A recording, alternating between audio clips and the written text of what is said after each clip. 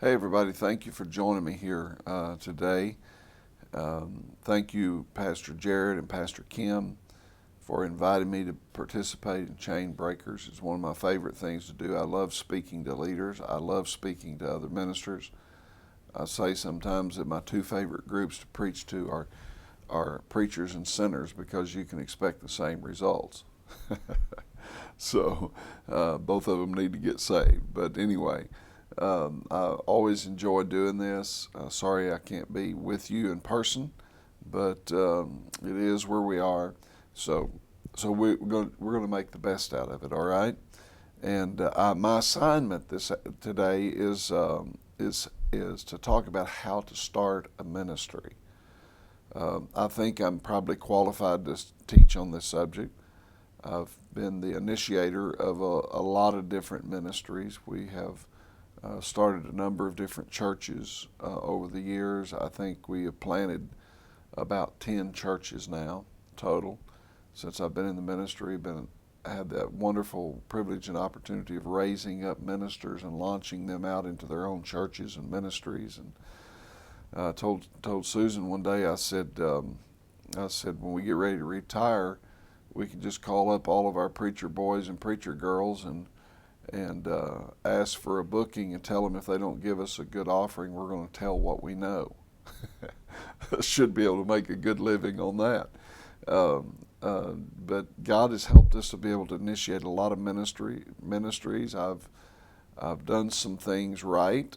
I've done a whole bunch of things wrong, and maybe I could help you more by telling you what not to do than what to do. But my assignment today is to tell you how to start a ministry, and so that's where we're gonna go. So I want to start by talking about misnomers about ministry. Misnomers about ministry. A lot of people think it's an easy way to make a living, and you can make a living in ministry. It's not an easy way to make a living. I don't know of very many easy ways, honestly, to make a living. And some people spend their whole life looking for get-rich-quick schemes, and most of those kind of people, every time they walk up in a crowd, everybody rolls their eyes and walks off and leaves some poor victim to stand there and talk to them. But if you're going into ministry because you think it's an easy way to make a living, you might as well choose a different career path right now, because it is not an easy way to make a living. Ministry is a 24/7 responsibility. A lot of people think the pastor works 3 hours a week and gets paid full time. That's a crazy notion. I had a deacon one time that said, you work 3 hours a week and get paid full time, and what a great life you have, blah blah blah. Of course, he was just harassing me, trying to be funny, and he was a businessman. And I said to him, I said, yeah, I know. I said, what is the most confusing thing to me is I know you're a good businessman and you're smart and you know how to do things. And I said, I'm just struggling with trying to figure out why you haven't sold your business and got yourself a church. he said, I don't want any part of that. And he said, I'm just teasing. And I said, okay, but ministry is not an easy way to make a living. It's a 24-hour-a-day, 7-day-a-week responsibility. When I go on vacation, I'm on call. In the middle of the night, I'm on call. It's not, you can make a living in ministry, but it's not an easy way to make a living. And I'll talk a little bit more about that in a little while. But another misnomer of ministry is if I get in ministry, everybody will honor me and respect me. Everybody will be like, oh, there's the man of God. Oh, she's a woman of God. And everybody will just honor me and respect me. But let me just tell you that disrespect is consistent across all professions. In fact, I would say this, that disrespect is probably more prominent in ministry than anywhere else. I've had people cuss me out. I've been threatened. I've had 3 times I've had guns pulled on me. A few years ago, the room that I'm filming in here is just behind the stage at CT Church, and there's a prayer room between me and the sanctuary, and I had to leave the sanctuary to go to my office, so I came through this room, and when I came back into the prayer room, there was an older man standing there, and service was already going on, and he called me everything in the book. He did everything but cuss me, and I'm not sure, he may have cussed a time or two. I'm talking about, he chewed me up one side, down the other, called me a liar, told me I didn't know how to tell the truth. I'm talking about, he wore me out, and I had to be nice. That's one of the problems of ministry. You got to be nice always. Finally, he stopped for a breath, and I just patted him on the arm, and I said, "Brother, if you'll come see me tomorrow," I said, "we'll talk about this, but I'm not going to talk to you about it right now. I've got a sermon to preach. I got a congregation to minister to." And then I had to walk back out into the service and act like nothing ever happened, not take that to the stage with me, not allow it to surface in the sermon. Had to give an altar call, pray with people around the altars, and act as if nothing was out of sorts. Not everybody's going to honor you, and not everybody's going to respect you in ministry. In fact, if you get in ministry, you may get dishonored and disrespected more than you would in any other kind of responsibility that you could take on in life. Another misnomer about ministry is there's a lot of money in being in the ministry. and some folks look at maybe people who have had some success in ministry and are at a good place in ministry, and they look at the house they live in, the car they drive, the whatever, and they say, "Man, there's money in ministry. I got to get in ministry and make a career out of ministry." My first church, I made $50 a week, total $50 a week, and Susan and I lived for our first 13 years of marriage. We never owned a home. We lived in rented houses, or in what is called a church parsonage, which is usually a house that's right beside the church that the church owns, and they let their pastor live there. In one of those parsonages, I killed a rattlesnake in the parsonage, in the master bathroom. I killed a rattlesnake in the closet in the bathroom.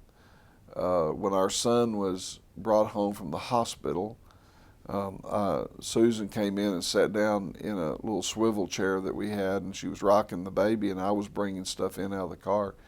And she's just sitting there, and I walked in the door with a load of stuff, and her eyes are about this big, and she's looking straight ahead, and she said, "Don Norden," like that, and I'm like, "Well, what?" And she's looking at the curtain across the room, and I'll turn around and look, and there was a possum hanging from the curtain. I ran 3 possums out of our house that night. Have we been blessed in ministry? Yes, we have. But if you would take all of my W-2s over the years and all my 1099s over the years, add them up, I promise you that I've made a lot less over time than a whole lot of folks that I pastor. I'm not in this for money, and if you get in it for money, you're getting in it for the wrong reason. So a lot of people think, well, there's a lot of money in the ministry. Let me tell you this, that in the beginning in ministry, it's one of the lowest paid occupations on the earth. You're not going to make much money when you get in the ministry. You may never make much money if you get in the ministry. And if you're in the ministry for that reason, you're in the ministry for a self-defeating reason, because it probably just isn't going to happen for you.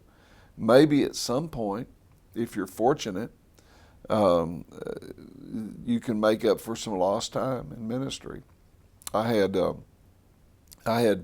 some guys years ago wanted me to take a cut in pay, and they came to the board and asked the board to cut my pay. And the board asked me, they said, "What do you want to do?" I said, "Whatever you guys do is fine with me. I didn't ask you for money when I came here, and I'm not going to ask you for money now." And of course, they didn't cut my pay. But I said to the guys that they thought I was making too much money, the guys who came to the board, and I said to them, I said, "You guys go home and get your W-2s and 1099s for the last 10 years, and bring them up here, and I'm going to go get mine, and we'll find out who's made too much money. And I can tell you that it's not me. Every one of you have made more money than I have. And but the reason I didn't get discouraged over the years is because I didn't get in the ministry to make money. This is not, I'm called here. I'm called to do what I'm doing. But if you get in the ministry to make money, you got the wrong gig, baby. You need to get in something else. Another misnomer of people going into the ministry is, I want to go into the ministry so I have a lot of time to spend with my family. As I said earlier, ministry is a 24/7 gig. And I'll tell you this, if you get in ministry, you will never have a lot of time to spend with your family. You'll probably have less time than anybody else does to spend with your family. And I always say it like this to our staff: spend quality time with your family, because you're never going to have quantity time. There's a difference between quality time and quantity time. And you're never going to have quantity time with your family, so you're going to have to spend quality time with your family. It's been rare that over the years that I've gone on vacations and haven't been called upon on a vacation to resolve an issue, to return home, to preach a funeral, or whatever.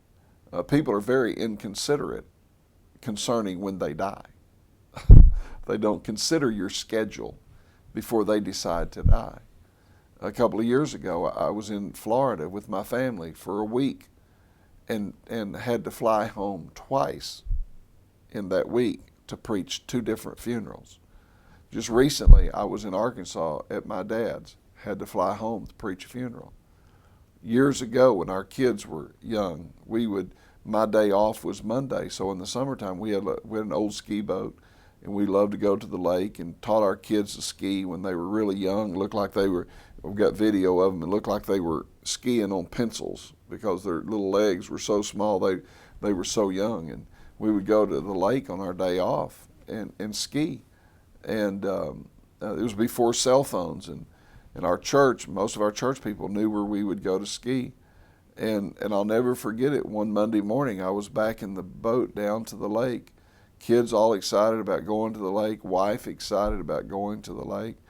And the owner of the marina where I was putting the boat in the lake came out and said, "Hey, Pastor Nordin, one of your church members wanted me to give you this note." And it was a lady, she needed me to call her. So I went in, used his phone, I called her, and she said, "I have a horrible family emergency.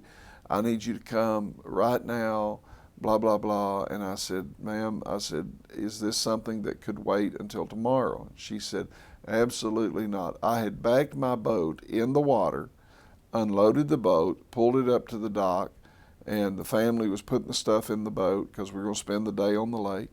I walked back out of that store, got back in the boat, pulled it back up on the trailer, and went home. My family was not happy, but it was what I had to do. And I got home, and guess what? It was something that could have waited until the next day. I had a call one Sunday morning about 2:30 in the morning. A lady called me and said, "Hey, Pastor Nordin," she said, "I just need prayer right now." She said, "I can't sleep." And so I'm already awake, man. I prayed for her, and the next morning she was at church. She came up to me and said, "Oh, thank you so much for praying for me." She said, "I went right to sleep after you prayed for me." And I said, "Well, good. There was no need for both of us to stay awake. Because when I get a call at 2:30 in the morning, there's no going back to sleep for me. I'm startled out of my sleep." And so you'll never have quantity time to spend with your family, so you have to spend quality time with your family. So I don't want to take the whole time talking about misnomers of ministry, because my assignment is to tell you how to start a ministry, so here we go. But I feel like I have to establish that before I can tell you how to start a ministry. Number one, make sure you're called. Make sure you're called to ministry. If you're not called, you won't make it. If you're not called, you won't stay in it. If you're not called, you will not make it. If you can do anything else in the world and continue to be spiritual and be happy, go do that. If you can do anything else in the world and be spiritual and be happy, go do that. Because if you can do anything else in the world and be spiritual and happy, you're not called into ministry. So, you know, I have to do this. I can't be happy doing anything else. I'm not sure I can be spiritual, do anything. Maybe the Lord called me into ministry to keep me saved. I don't know. But if you can do anything else and be happy and be spiritual, go do that. Because you're probably not called to ministry. Always be able to give an answer to the question, how do you know that you're called to ministry? Was your call evident? Did you hear the voice of the Lord? Did somebody else prophesy it over you? Because if somebody prophesied it over and it surprised you, you need to discount that prophecy, because prophecy should never come as a surprise to you. Only it should be confirmation to you. Always be ready to give an answer to the question, how do you know that you were called to ministry? I had a guy ask me that one day, and I said, well, you know, I said, it was the strangest thing. I said, I woke up one morning lazy. I said, I was craving chicken and wanted to take up an offering. And I knew I must be called to be in the ministry. That's just a joke. But always be prepared to give an answer to how do you know that you were called into ministry. The second way to start a ministry is to qualify yourself. If you're going to be in the ministry, get the kind of education that qualifies you to be in the ministry. Get some, as Jethro Bodine used to say, get you some book learning. Get an education. Learn that Bible. Read your Bible. You got to read your Bible incessantly if you're going to be in the ministry. If somebody cuts you, bleed scripture on them. A friend of ours, Haskell Grant, just went to heaven. He was in his early 90s when he went to heaven.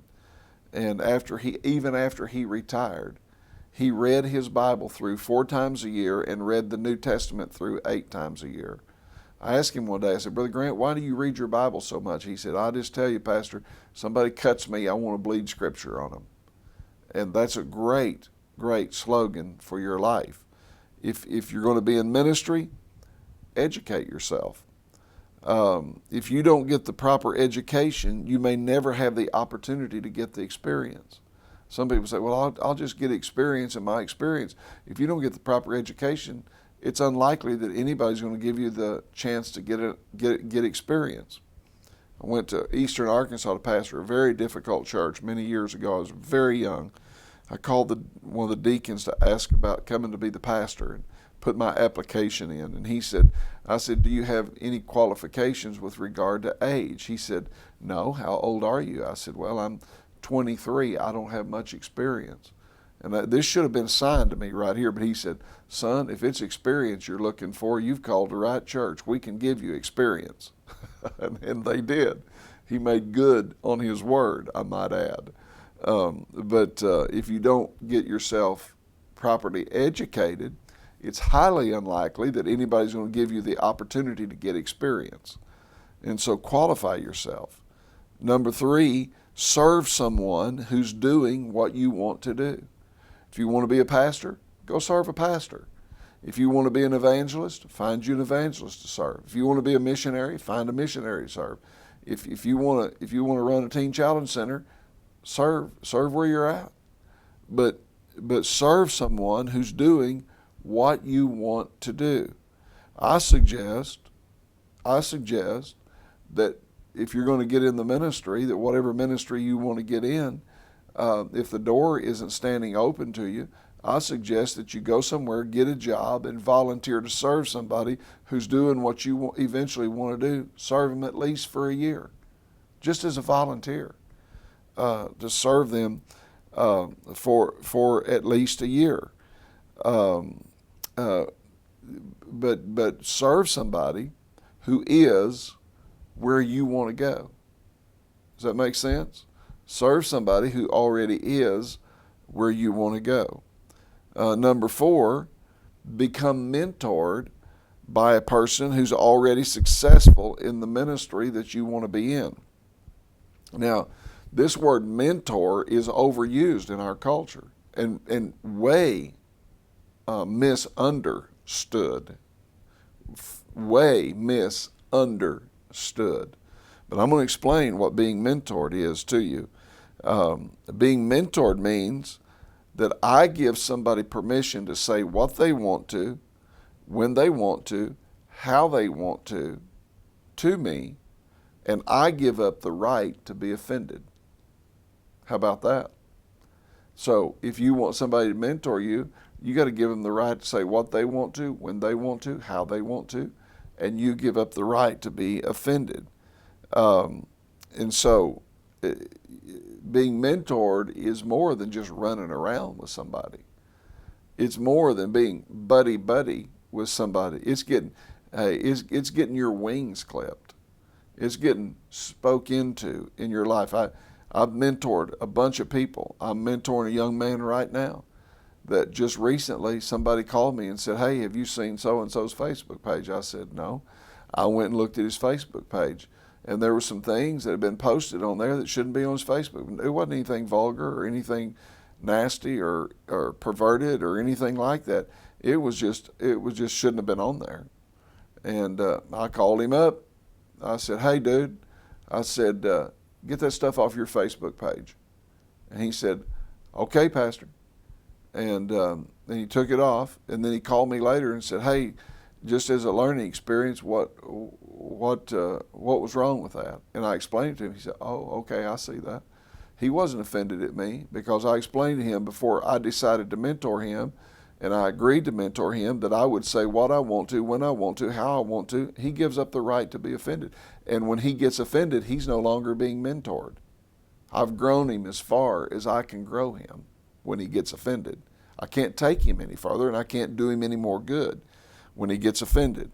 And so if you want to start a ministry, be mentored by somebody who's already successful in the area that you want to be involved in. If you want to be a music director, be mentored by somebody that's really good, and let them have the permission to tell you when you stink at singing, and when you stink at playing music, and when you don't handle people the way you should handle them.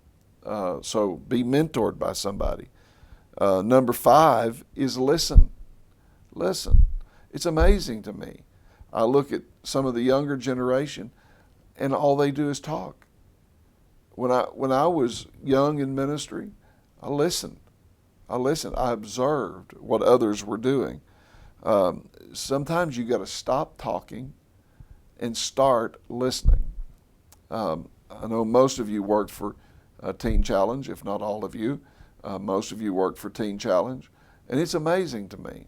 It's amazing to me how many young staff members of a ministry like that know how to run the ministry.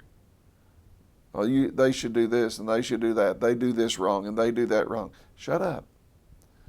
Hush. Listen. Stop talking and start listening. Listen intently and take written notes and mental notes from those who are trying to mentor you.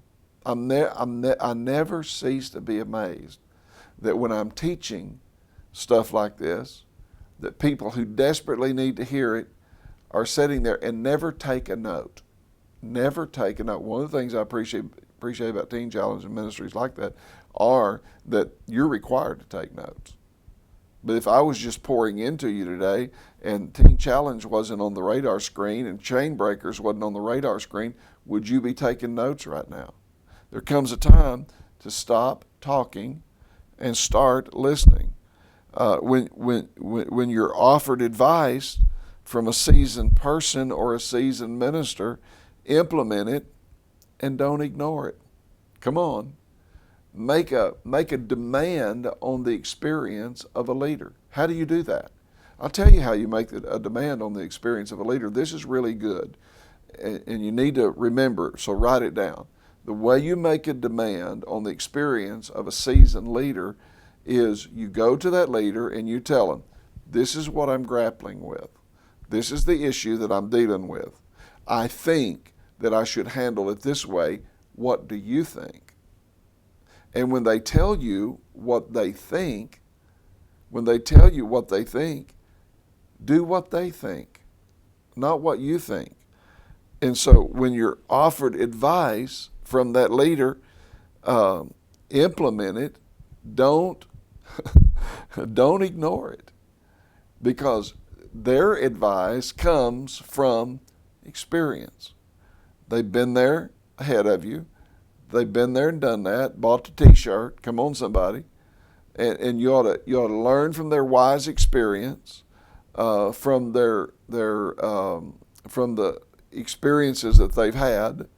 They've been through trial and error, and so they know what's up, man. And so don't ignore that experience. Implement it in your life. Number 6, if you want to start a ministry, you better learn how to serve. Let me tell you, the higher in leadership you go, the less rights you have. Every time you go to another level in leadership, you lose a right. The person that just came through the door has way more rights than I have. Let me give you a for instance of that. I'm the pastor of this church. It's a great church. I love being the pastor of it. I want to be the pastor of it. I'm glad I'm the pastor of it. But let me tell you, the person that attends this church, that doesn't usher, that doesn't greet, that doesn't work in youth, children's, none of that, they are an attender of this church. If they want to come to church Sunday, they can come. If they don't want to, they don't have to have a hall pass. They don't have to have a doctor's excuse. They stay home. Guess what? I'm the pastor. I have to be here Sunday. I have to be ready to preach Sunday. I got to be here on time Sunday. I got to be the first one in, the last one out. Susan tells me every once in a while, you don't have to turn the lights out and flush the toilets anymore. Let's go. And but I have no choice. It's my responsibility. I got to serve these people. The Bible said, "He who is greatest in the kingdom of God shall be servant to all." And so as you desire, there's nothing wrong with desiring to take another step in leadership. But remember, every time you take another step in leadership, you lose some of your rights. You lose some of your rights. And before you can develop and accomplish your own vision, you have to serve the vision of somebody else. God's not going to let you be in a place of leadership in a position that you've never served a person in that position before. It's not going to happen. And so before you develop and accomplish your own vision, you're going to have to serve somebody else's vision. Miranda Burnett said, "God will make happen for you what you make happen for someone else." Wow. God will make happen for you what you make happen for somebody else. And guess what? The law of sowing and reaping is in effect. Ladies and gentlemen, whatever you sow in the season that you're in right now, when you get to that place of leadership, you're going to find other people doing exactly what you're doing right now. Whether that's you're great, you're serving, you're loyal, you're faithful, you're committed, or that you lollygag around, you do a half-hearted job at everything you do. You gripe every time you're told to do something. You can never be depended on. Whatever that is, the law of sowing and reaping is in effect. And when you get to the leadership level, if God lets you get there, and that kind of stuff starts happening, just remember, you put that seed in the ground. You put that seed in the ground, and you're gonna reap what you have sown. God will make happen for you what you make happen for somebody else. I have a lot of people ask me this question: how can I be heard, especially younger people? How can I have my voice heard? And a lot of younger people are demanding to have their voice heard, which to me is just craziness. When I was in my teens and 20s or whatever, I would have never demanded to have my voice heard. I didn't think anybody needed to hear my voice. But now, man, it's like they're militant about it. I want my voice heard. How do I have a voice in things around here? I'll tell you how. If you'll serve your leader, you will never have a problem having your voice heard. That's what I discovered as a youngster. I served the people that were above me. If they needed something, I did it. My district superintendent back in Arkansas, if he needed his car washed, I washed it. If he needed his house worked on, I worked on it. If he needed something done at his office, I did it. And you know what? I never had a problem having my voice heard because I served my leader. And when you serve your leader, they're interested in what makes you tick and what your desires are and what your vision is and what your future is gonna look like. And if you'll serve your leader, listen to me, if you'll serve your leader, you'll never be without a voice. That's a powerful statement that you need to write it down. If you will serve your leader, you will never be without a voice. Your voice will always be heard. And the last thing I'll tell you is about networking. And this is also very, very important. If you want to start a ministry, you need to network. Hang out where ministers hang out. Wherever ministers gather, be there. Don't come late and leave early. Come early and leave late. Go to lunch with people you don't know. Force yourself to be friendly. The Bible said, "He that hath friends must show himself to be friendly." Find a way. Find a way to be in the presence of people who are where you want to go. I had I'm the guy that don't want to recreate the wheel. If it's already being done, I want to steal the idea. I want to do what they're doing and try to improve on it. I don't have to recreate the whole thing. And so there have been many times over the years I've found ministers that were already serving where I eventually wanted to be. And I would call them up and say, hey, can I buy your lunch? I didn't ask, can I take you to lunch? Can I buy your lunch? It's a small expense to spend an hour or an hour and a half in the presence of somebody that's getting done what I eventually want to do. I'd call them up, and it was at times when I really couldn't afford to be buying anybody's lunch. I'd call them up and say, I want to buy your lunch. And as a result, I never had a hard time finding somebody to mentor me because I found a way to be in the presence of the people who were already where I wanted to go. And so if you're going to be in ministry and you're going to start a ministry, you better learn how to network. You have to make the necessary sacrifices to be in the circles of those kinds of people. Maybe you're working a full-time job and there's a ministers gathering 2.5 hours away at 7 o'clock tonight. And you say, well, I got to be up by 5 in the morning, so I can't go. Oh, yes, you can. Yes, you can. You can make the sacrifice. You can get off work. You can drive that 2.5 hours. You can come in late at night. You can get home by the time you go to that service or go to that meeting and then go out to eat with somebody that you need to fellowship with and get back home. It may be 2 or 3 o'clock in the morning. You got to be up by 5. You'll live. You won't die. It won't kill you. I know. I lived that life. I still live that life to some degree. If you're going to be in the ministry and you want to start a ministry, you got to make the sacrifices. The sacrifices. That's a big word. Sacrifice. You got to make the sacrifice that is necessary to be in those circles. I can't tell you how many times I've walked through my door at 2 or 3 o'clock in the morning after being somewhere where I needed to be and hanging out with some people that I needed to hang out with and walk in at 2 or 3 o'clock. I've made those sacrifices. And because of that, I have a network of people that I'm in relationship with that I wouldn't have had. Any other way. I would encourage you to travel in the right circles. Don't just travel in any circle. Travel in the right circles. And I'll close with this under networking, and that is dress for success. Dress for success. I don't mean that you got to have a $3,000 suit to go hang out at a minister's gathering. I'm talking about make sure your hair is cut and combed.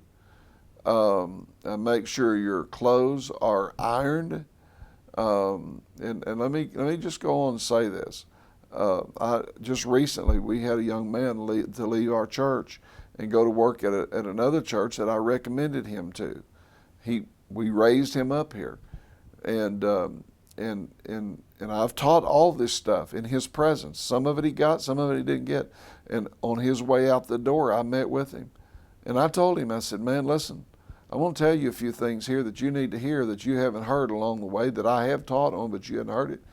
I said, go get a haircut. Your hair is a mess. And he constantly, on and off, constantly wore earrings. I said, take those earrings out, man. Get rid of the earrings. Where you're going, that's not going to be accepted. And I told him a few other things about his life. You got to be able to listen to somebody that loves you and cares about you, but take the next step in your personal appearance, in your personal hygiene, in your personal appearance, and dress for success. Look like you're going somewhere. Don't get up and put on a shirt that is ironed and that is wrinkled and dirty, and if you're gonna be in the presence of people that are leaders, because they will take one look at that and say that you don't give a rip, which may or may not be true. But I can tell you that if you're going to start a ministry, and you're going to run a ministry, and you're going to be successful in a ministry, you have to dress for success. I hope something I've said has been a blessing to you and will be a help to you. I hope you're not offended. If you are, I just want you to know that you'll get over it. I've prepared a test. I hope you do well on the test. Thank you for listening to me today. And I pray that His hand will be on you. And if you want to start a ministry, I pray that you have the greatest success in the entire world.